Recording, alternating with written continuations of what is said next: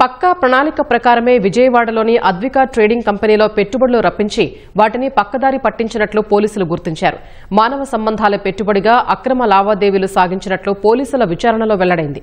అద్వికా group MD Aditya, CEO Ravikiran తమ పరిచయాలతో బంధువులు, స్నేహితులతో కోట్లాది రూపాయలు పెట్టుబడి పెట్టించి ఆ తర్వాతే పెద్ద కార్యాలయాలు తెరిచినట్లు పోలీసులు గుర్తించారు.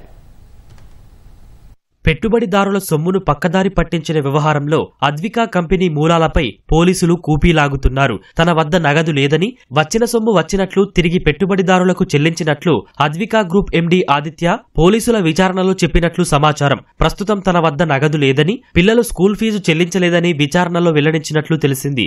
అయితే గతేడాదే నగదును దారి మళ్లించినట్లు ఆదిత్య సన్నిహితులు పేర్కొంటున్నారు. దుబాయ్లోని మల్టీబ్యాంక్ అనే ఫారెక్స్ ట్రేడింగ్ కంపెనీలో 94 మందితో ఆదిత్య ఖాతాలు తెరిపించారు. ఆ అకౌంట్లలో సుమారు 18 కోట్ల రూపాయల నగదు ఉంటుందని, ఆ సొమ్మును విత్డ్రా చేయాలంటే ఆదిత్య అనుమతి ఉండేలా జాగ్రత్తలు తీసుకున్నారని ఖాతాదారులు చెబుతున్నారు. ఆదిత్యతో మాట్లాడి నగదు విత్డ్రా చేసుకునేలా అవకాశం కల్పించాలని వారు పోలీసులను కోరుతున్నారు.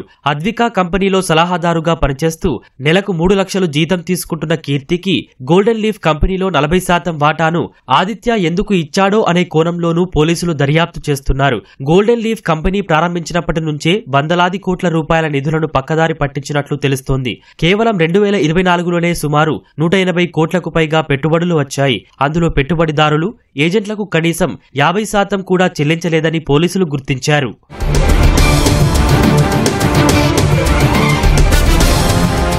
విచారణ సమయంలో Advika company MD Aditya, CEO Ravikiran, సంస్థ సలహాదారు కీర్తి పోలీసులను పక్కదారి పట్టిస్తున్నట్లు తెలుస్తోంది.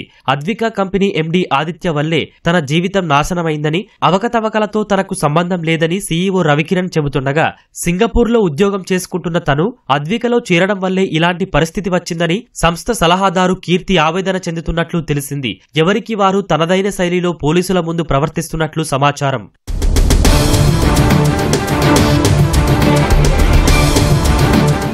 అద్వికా ట్రేడింగ్ కంపెనీతో, ఆ సంస్థ సభ్యులతో తమకు సంబంధం లేదని అద్వికా మ్యూచువల్ క్రెడిట్ సొసైటీ సభ్యులు చెబుతున్నారు. సొసైటీ వెబ్సైట్లో మాత్రం అద్వికా ట్రేడింగ్ కంపెనీ సీఈఓ రవికిరణ్ సొసైటీకి కూడా సీఈఓగా ఉన్నట్లు కనిపిస్తుంది.